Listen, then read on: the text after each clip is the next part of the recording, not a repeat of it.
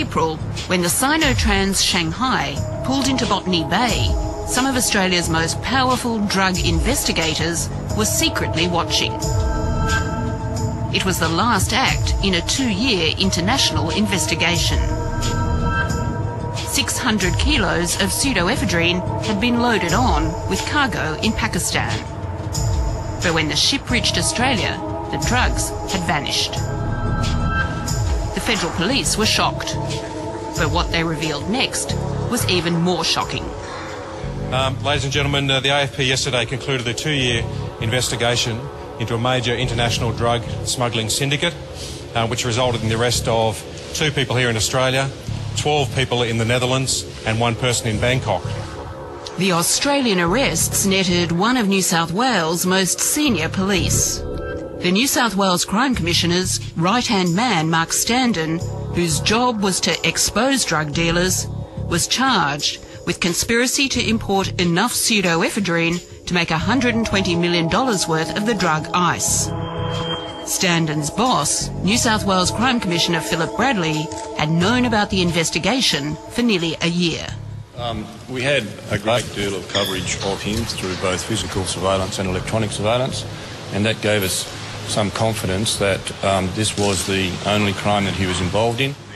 After 20 years in the top job, Crime Commissioner Bradley's first ever press conference had him fending off calls for a royal commission.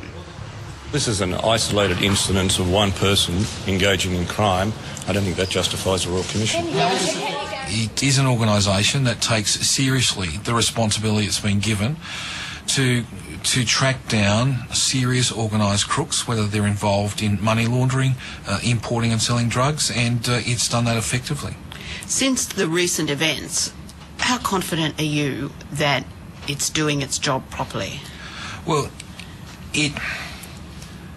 I'm confident in the sense that it lays the charges and it gets the prosecutions, and that's important. But the arrest of its lead investigator has cast a deep shadow over the New South Wales Crime Commission. I don't think anyone should assume that everybody who's been connected with the Crime Commission has always acted honestly. Is there any way we can tell? There's absolutely no way of checking. It's difficult to check anything to do with the Crime Commission. We give it the extraordinary powers. We allow it to conduct secret hearings. We deprive people of the normal right to silence. That has a potentially high cost to the community, and it deserves a review process. Tonight, Four Corners goes inside one of Australia's most powerful police commissions. Has the New South Wales Crime Commission been too secret and too unaccountable? And has it been stretching the law too far?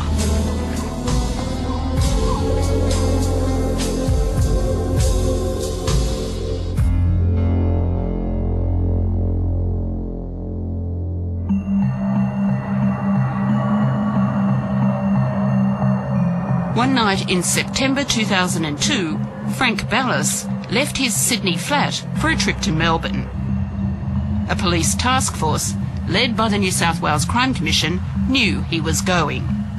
The Crime Commission suspected Ballas of importing ecstasy. They'd had him under constant surveillance for months.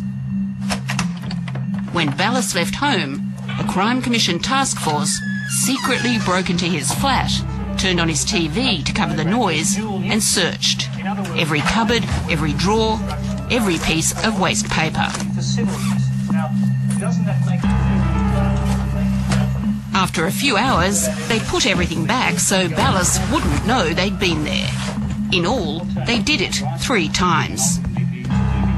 They entered in a way which kept it secret. They searched the premises in a way that kept it secret. They left without serving on him the normal occupier's notice, which notifies a person that their premises have been searched. Last year, the Supreme Court found that the Crime Commission's deliberately secret searches were illegal. Even more of a concern, the Crime Commission appears to have known that from the start. 2 years before it carried out the secret searches, the Crime Commission asked the government for the power to do them, but it didn't get it. Ian McClintock is the senior counsel who argued successfully that the searches were illegal. They appear to have known that they didn't have the power 2 years before they continued persistently to exercise a power they believed they didn't have. That is on the edge of proper law enforcement, if not over the edge. The problem is that the Crime Commission not only acts secretly, but has no independent review process. So it's almost impossible to know whether or not it's acting properly. Who does one complain to about the operation of the Commission? How does one resolve the issue of being bound by secrecy with wanting to complain about acts that they've undertaken or processes that may be regarded, rightly or wrongly, as dubious? I completely agree with the existence of compulsive powers like that which exist in all similar crime commissions at ICAC and at the Police Integrity Commission. The real issue, though, is whether or not the powers are being exercised appropriately, as much as we can ascertain. There's no doubt, as the New South Wales Police Minister points out, that the Crime Commission has been very successful. Last year, it made more than 400 arrests and laid nearly 2,500 charges. The Crime Commission has been a successful body in tracking down serious organised crime over 25 years and has done that successfully. And that has been the case and will continue to be the case.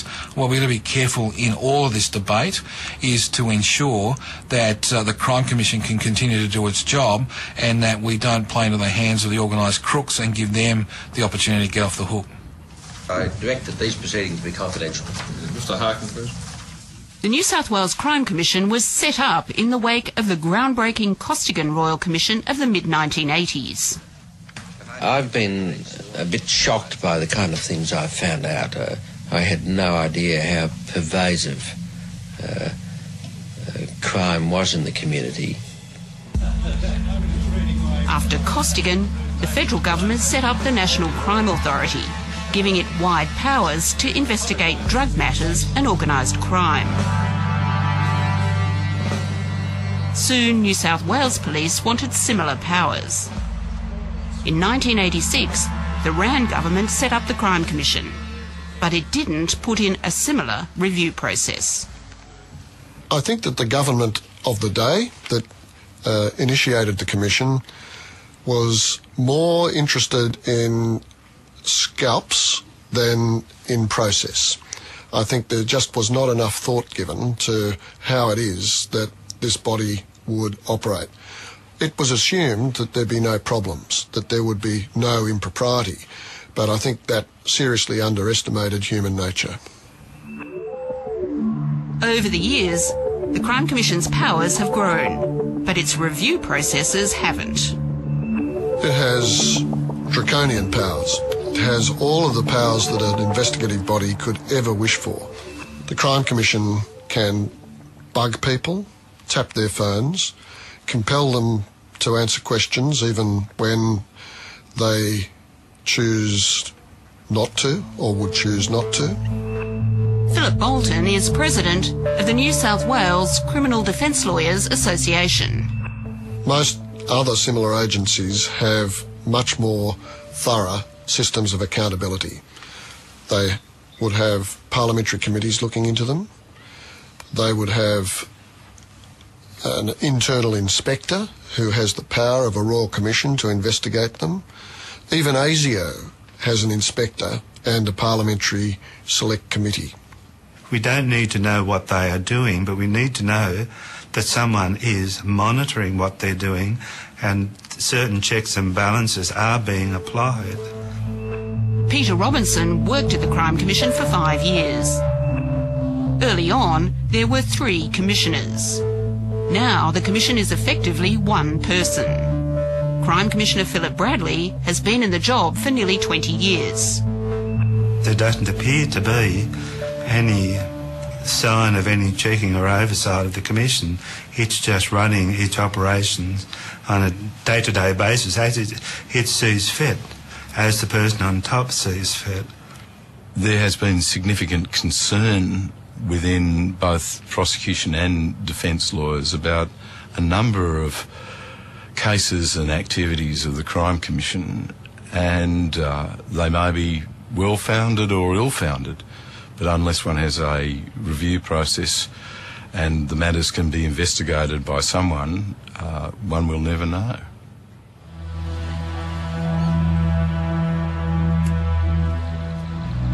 A major concern is whether the Crime Commission sometimes puts undue pressure on witnesses.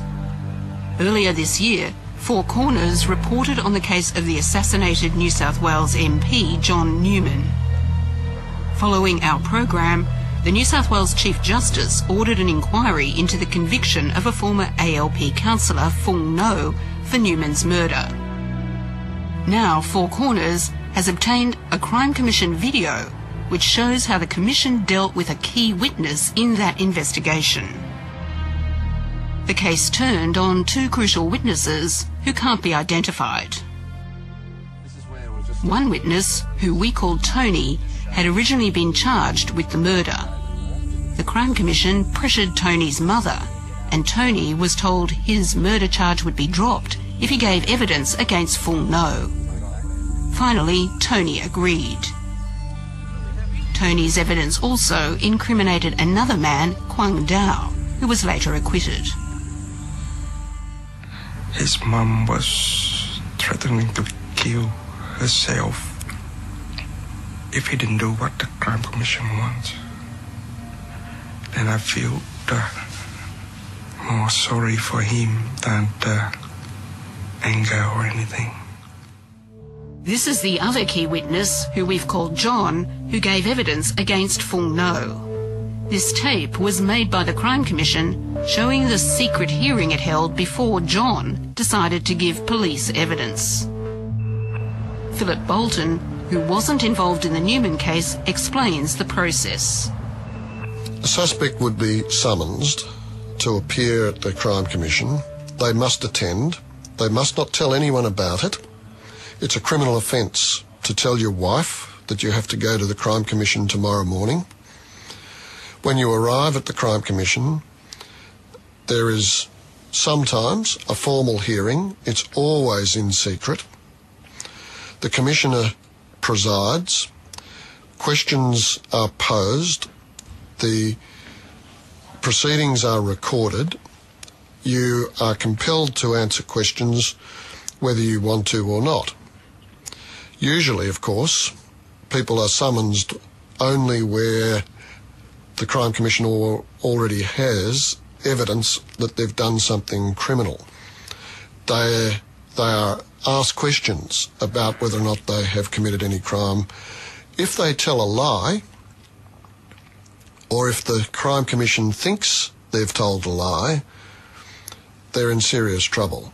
Telling a lie to the Crime Commission is also a criminal offence, and you can get a substantial jail sentence for it. Often, lying to the Crime Commission is used as a lever to get better information out of a person.